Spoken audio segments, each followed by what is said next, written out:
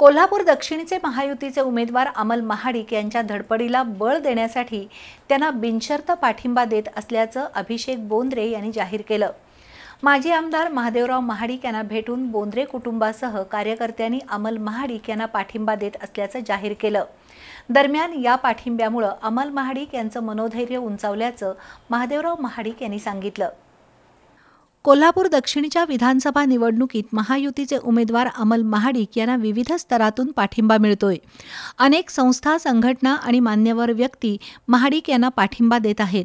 बोंद्रे घराण्यातील स्वर्गीय सुभाष बोंद्रे यांचे चिरंजीव अभिषेक बोंद्रे आणि श्रीमती रमा सुभाष बोंद्रे तसंच सुहास प्रकाशराव बोंद्रे यांनी माजी आमदार महादेवराव महाडिक यांची भेट घेतली आणि कोल्हापूर दक्षिण मतदारसंघासाठी अमल महाडिक यांना पाठिंबा जाहीर केला।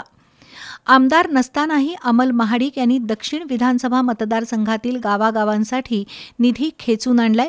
मतदारसंघाच्या विकासाची तळमळ आपल्याला भावल्यानं आपण अमल महाडिक यांच्या पाठीशी असल्याचं अभिषेक बोंद्रे यांनी सांगितलं।